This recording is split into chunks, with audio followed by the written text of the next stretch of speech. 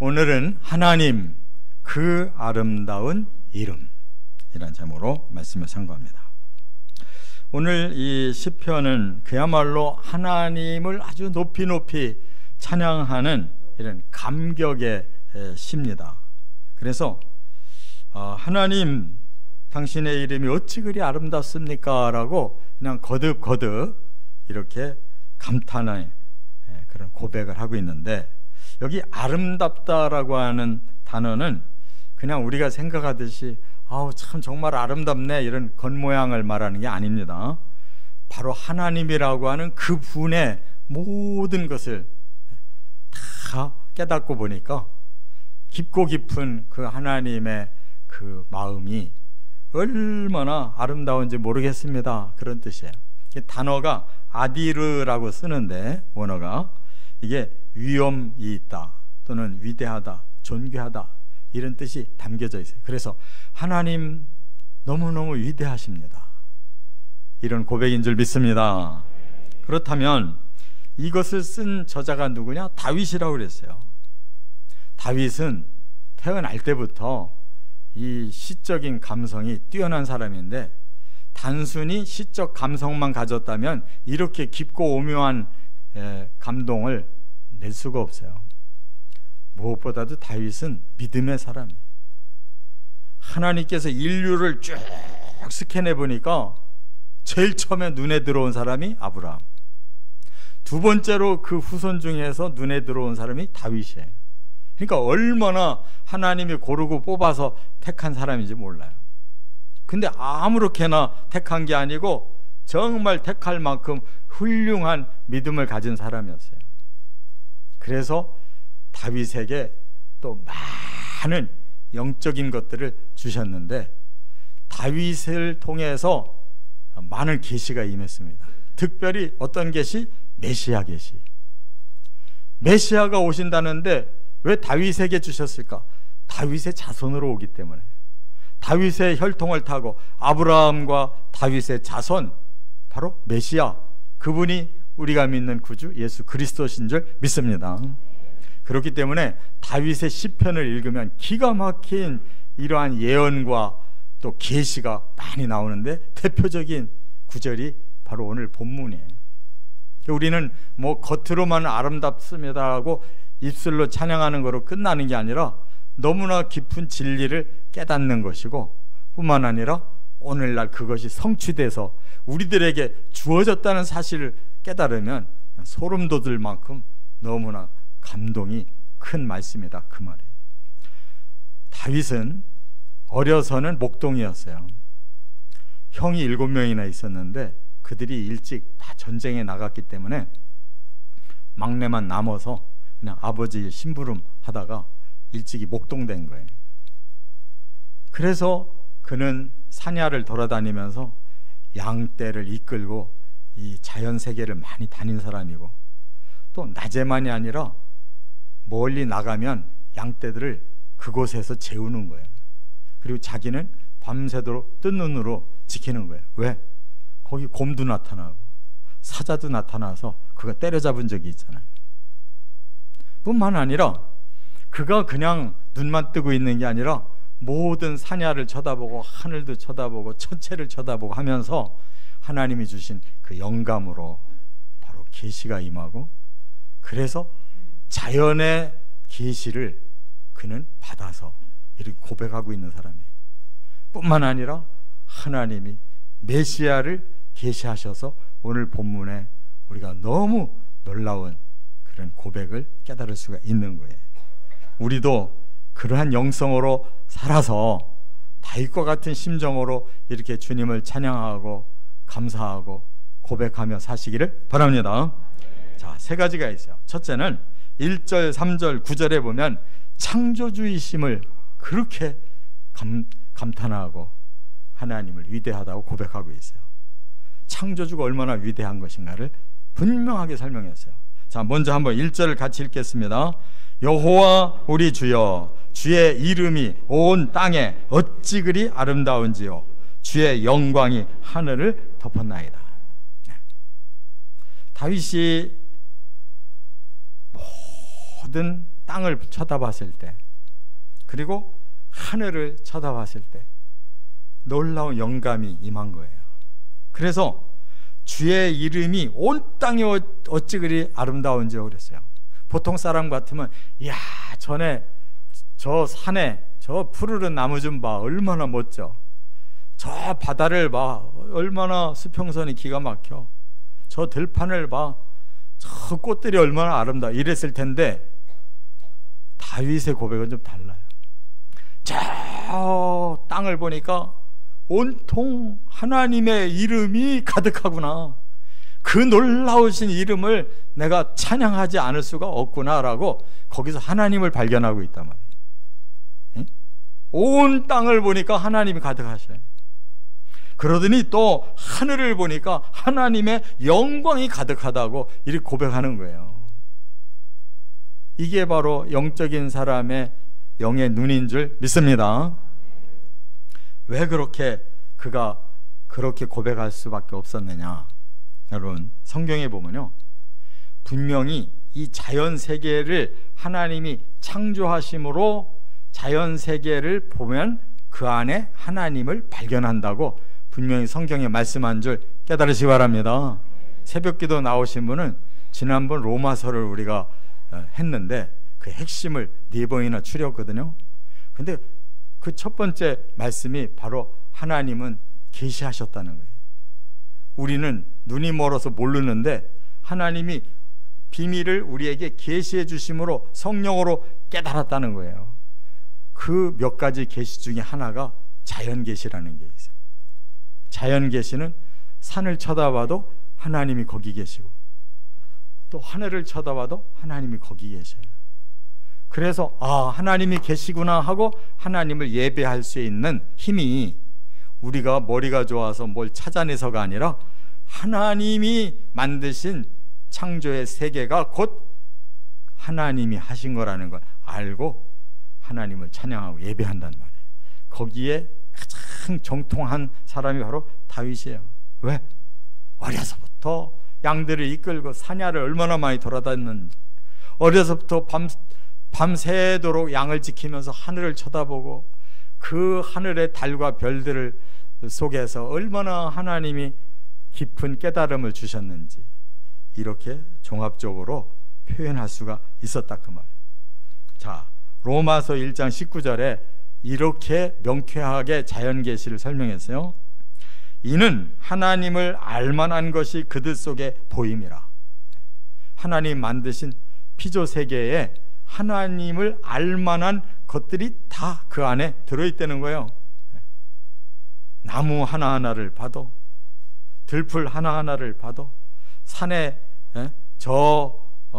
그 숲을 봐도, 또 하늘을 쳐다보고 달을 봐도 별을 봐도 온통 다 하나님이 내가 이거 만들었다, 너희들을 사랑해서 너희들이 아름다운 삶을 살으라고 내가 이 아름다운 것들을 너희에게 다 재료로 줬다, 이렇게 말씀하신다는 거예요. 그래서 하나님께서 이를 그들에게 보이셨다, 자연을 통해 계시하셨다. 그래서 창세로부터 그의 보이지 아니하는 것들, 곧 그의 영원하신 능력과 신성이 그가 만드신 만물에 분명히 보여 알려졌나니.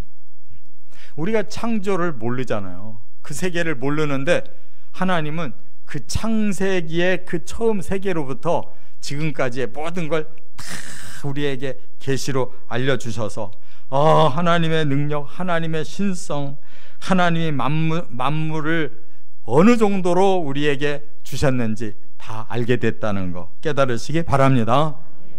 그런데 핑계대는 사람이 있대요. 나중에 심판 때 딱 섰으니까 너 우리를 몰라? 성삼위 하나님 물어보는 거예요. 너 알 텐데. 아유, 저희들은 몰랐습니다. 하나님 어디 계신지 눈에 안 보여서 내가 얼마나 찾았는데요. 이럴 사람이 있다 이 말. 너 산을 안 쳐다봤어? 하늘을 안 쳐다봤어? 동물, 식물들의 그 아름다운 세계 속에 내가 다 지어서 너희들에게 그걸 선물로 다 줬는데 실컷 누려놓고 모른다고? 이렇게 핑계를 못 댄다는 거예요. 왜 그럴까요?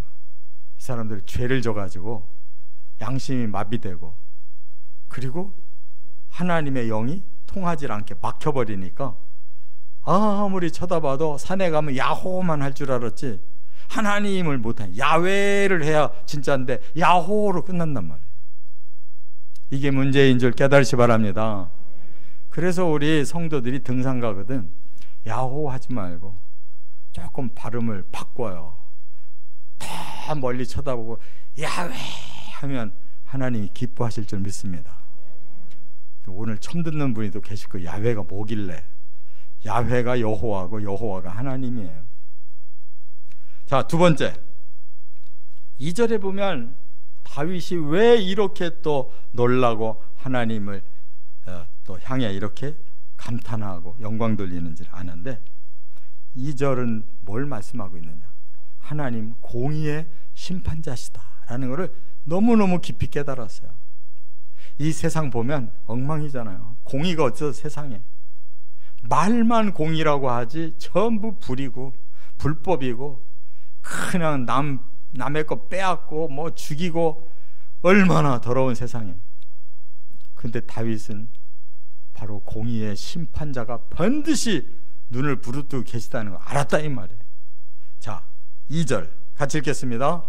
주의 대적으로 말미암아 어린 아이들과 젖먹이들의 입으로 권능을 세우시며 이는 원수들과 보복자들을 잠잠하게 하려 하심이니이다. 다윗도 억울한 일 많이 겪었잖아요. 사울 때문에 10년을 도망 다녔어요. 아들 때문에 구테타로 그가 왕위에서 떨어져서 도망가서 생명을 구하기 위해 말리까지 피난했던 사람이에요. 자, 우리가 억울한 일을 당하면 제일 안타까운 게 아니 도대체 하나님 어디 계신 거야? 왜 나는 이렇게 억울한 일을 당하고 손해를 겪고 피해만 입고 그리고 이 세상에 의로웠던 자들이 악한 자에 의해서 그냥 죽임을 당했는데 세상에 알지도 못하고 억울하게 그냥 비밀로 가버린 일이 얼마나 많냐고. 그런데 다윗은 그 속에서 하나님 비밀을 깨달았다는 거예요. 하나님은 사람들은 이 공의를 그냥 우습게 여기고 그냥 넘어가면 끝나는 줄 알지만 하나님은 반드시 공의를 가지고 선악간에 의와 불의간에 거룩과 부정간에 반드시 정확한 심판이 있다는 걸 깨달았다는 거. 이게 다윗이 위대한 사람이고 하나님의 위대함을 깨달은 것이다 그 말이에요. 할렐루야. 그래서 주의 대적으로 말미암아 그랬어요. 영안을 뜨고 보니까 이 세상에 영적인 세계가 흐르고 있어요. 하나님이 계시는데 반대로 하나님 반대편에 하나님의 대적자가 있다. 하나님의 원수가 있대요. 그런데 이 결과를 내려다 보니까 그 결과가 어떻게 되느냐? 원수들, 그들을 반드시 잠잠하게 하신다. 이렇게 깨달았다는 거예요. 이 세상에 날고 뛰는 사람들이 다 불법을 저지르고 이 세상이 잘 되고 그들이 망하는 일이 없고 어떻게 의롭게 사는 사람이 먼저 망하고 막 이거 엉망이다 실망했는데 다윗은 깨달았다는 거예요. 하나님의 원수들 반드시 잠잠하게 하시는 날이 있다. 심판의 날이 있다. 공의의 집행 날이 있다는 거 믿으십니까? 네. 그래서 다윗이 힘이 나고 신이 나고 하나님께 영광 돌리는 거예요. 자, 그런데 이거를 누구에게 알려주느냐라고 여기서 말씀한 것에 또 한 번 놀라는 거예요. 이 비밀을 누구에게 알려주느냐? 다윗만이 아니라는 거예요. 여기 보니까 어린 아이들과 젖먹이들의 입으로 권능을 세우시며 그랬거든요. 이 말은 뭐냐? 어린애들이 안다는 거예요.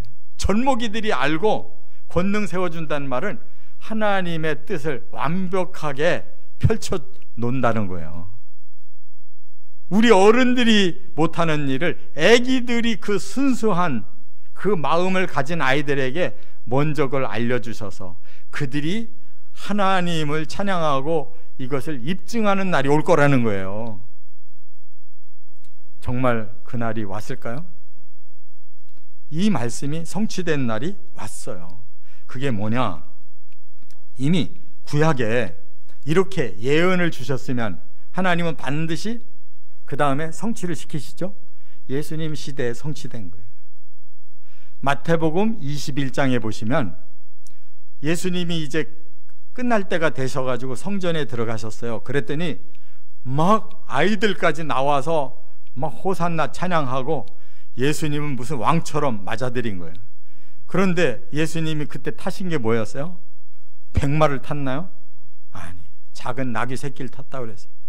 그러니까 이 이스라엘 관리들, 높은 사람들이 볼 때, 야, 이거 엉망으로 신용만 내지, 아니 제 애들이 뭘 한다고 막 호산나 주를 찬양하고 높이냐, 이게 당신 완전히 이거 가짜 아니야? 이렇게 비난했단 말이에요. 그랬더니 예수님이 마태복음 21장 16절에 이렇게 말씀했어요. 그렇다, 어린 아기와 젖먹이들의 입에서 나오는 찬미를 온전하게 하셨나이다 함을 너희가 읽어본 일이 없느냐. 이 사람도 그런 거 몰라요. 읽어봤을 텐데 깨달음이 없었거든. 어디를 읽어봤을까요? 시편 8편 2절을 읽어봤었단 말이에요. 우리도 다 읽었잖아요. 그런데 그것이 메시아의 예언이었고, 드디어 메시아가 오셨다라는 것을 어린아이들의 입술로 발표하게 하신 거, 너희들 예언해놓은 그 말 못 알아들었냐 이 말이에요. 우리는 그만큼 머리가 나쁜 사람들이에요. 영적 머리가 나빠요. 그러나 하나님은 바로 예수 그리스도가 그 땅에서 그 메시아 왕이라고 입증되어야 할 시간에, 그때 그 지역의 어린아이들, 그들의 깨끗한 심령을 빌어서 이것이 성취되게 하셨다는 거 믿으시기 바랍니다. 그런데 이것이 참으로 우리의 마음에 깨달아질 때, 그렇습니다. 더러운 어른들, 세상 거 다 욕심부리고 수단 방법 안 가리고 모든 걸 다 누려보려고 하는 사람들은 메시아를 만날 눈이 없는 거예요. 메시아를 찬양할 마음이 없어요. 그렇기 때문에 예수님이 어린아이를 옆에다 세워놓고 너희의 마음이 이 어린아이와 같이 순수하고 낮아져야 바로 하늘나라의 큰 자가 될 수 있다 말씀한 걸 깨달으시기 바랍니다.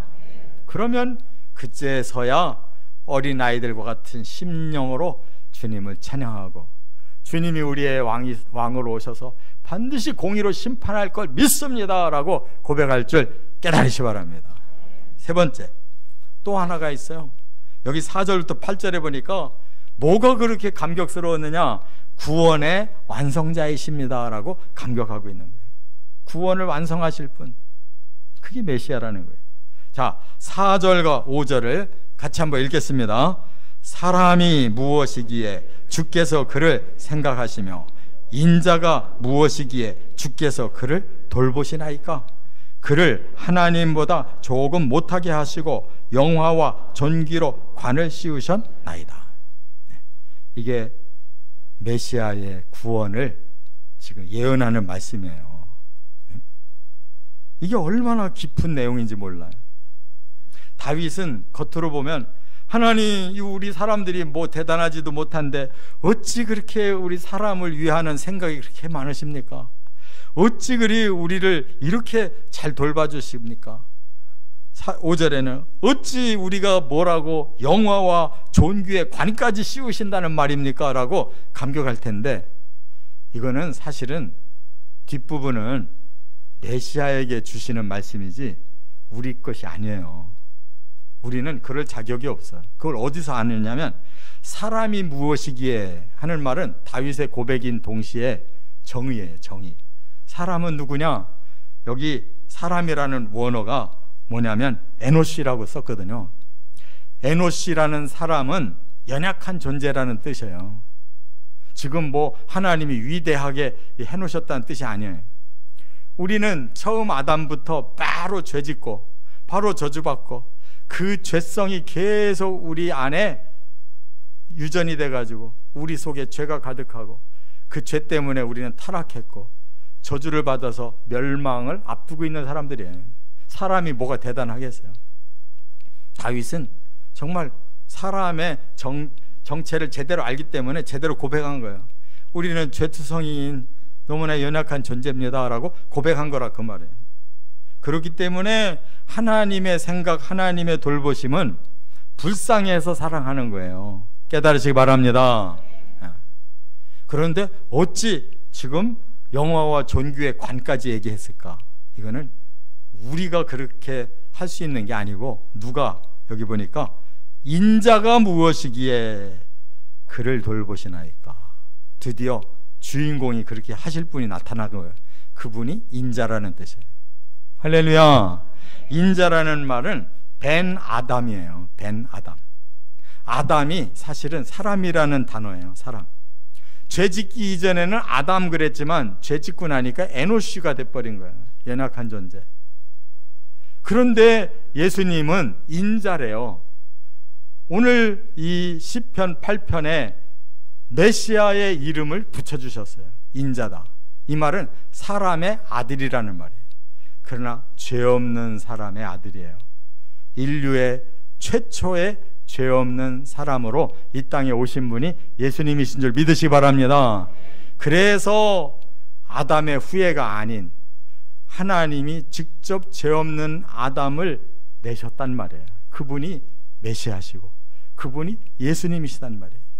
그분이 오셔서 드디어 사람을 위해서 돌보심의 긍휼을 베풀므로 그 사람들을 변화시키면, 구원시키면 어디까지 회복되고 어디까지 완성되느냐? 바로 영화와 존귀까지 관을 쓸 수 있는 하나님 나라의 백성으로 완성되고, 예수님이 맏아들이라면 우리는 작은 아들과 같이 그렇게 하나님의 존귀를 받을 날이 온다 그 말이에요. 할렐루야. 이런 깊은 예언이 이렇게 숨어 있는 거예요 지금. 그렇기 때문에 지금 우리는 너무나 연약한 존재지만 하나님이 그렇게 사랑하시고 우리를 불쌍히 여기셔서 인자 예수 그리스도를 보내시면 그분은 이 세상에 누구보다 높으신 분인데 그 존귀와 영광을 누구까지 주신다? 우리에게까지 주신다. 우리도 관시우신다. 할렐루야. 이런 일이 어디 있어요? 그런데 어떻게 놀라지 않을 수가 있냐 말이에요. 그런데 다니엘서 7장 13절에 보니까 인자가 다시 한번 나와요. 그 인자가 여기 시편의 인자와 똑같은 단어인데 거기서는 메시아를 직접 설명하고 있어요. 뭐라고 했느냐? 인자 같은 이가 하늘 구름을 타고 온다고 그랬어요. 그게 누구예요? 재림하는 예수란 말이에요. 그 다음에 그가 모든 자들이 그를 섬기게 된다. 왜? 인류의 심판자이기 때문에. 또 그 권세는 소멸되지 아니하는 영원한 권세다. 왜? 천국을 지으시고 우리를 천국으로 불러가서 영생과 영광을 주실 분이기 때문에. 다니엘서 7장 13절에 인자를 확실하게 해석해 놓은 줄 믿으시기 바랍니다. 그런데 여기서 그치지 않아요. 요 말씀이 그대로 성취된다라는 것을 또 히브리서 2장 5절부터 10절에 말씀해 놓으셨어요. 그래서 뭐라고 했느냐?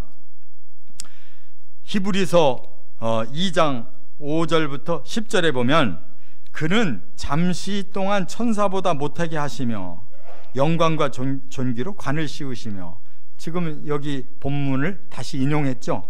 그리고 그분은 만물을 그 발 아래 복종하게 하신다. 여기 6절까지 인용했어요. 만물을 그분 발 아래 복종시키는 메시아로서 왕이 되신다는 거예요. 할렐루야. 그런데 그분이 왜 이렇게 심판하고 왕이 되시느냐, 누구를 위해서냐를 10절에 이렇게 밝혔어요. 많은 아들들을 이끌어 영광에 들어가게 하시는 일이다. 많은 아들들이 누구예요? 우리 신자들이란 말이에요. 예수님의 동생들. 우리도 다 그 영광에 들어가게 하신다는 거예요. 그래서 메시아가 하신 일이 하나 있대요. 구원의 창시자로서 고난을 통하여 온전하게 하심이 합당하도다. 우리를 높이려고 우리 대신에 죄값을 지신 그 고난에 통과를 함으로써 이 모든 것이 온전해졌다, 완성됐다는 거예요. 할렐루야. 성경이 이렇게 정확해요. 다윗은 이 정도까지도 몰랐을 텐데 우리보다 더 모르거든요. 과거에 계시받은 사람들은. 그런데도 감탄하고 놀라 자빠졌는데 어째 우리는 이제 다니엘서도 알고, 응? 어떻게 히브리서 2장 내용도 다 아는 사람이 우리는 이 말씀 들으면서 어째 이렇게 냉랭할까요? 그러지 말아야 될 줄 믿습니다. 네. 그 아멘마저도 안 나오는 사람이 어찌 다윗의 이 시를 이해할 수가 있겠냐? 우리 마음이 정말로 열려져서 하나님의 계시의 말씀이 성령으로 깨달아지고 다윗과 같은 믿음이 생기면 얼마든지 찬양할 수 있을 줄 믿습니다. 이 축복이 저와 여러분에게 반드시 일어나기를 주의 이름으로 축원합니다.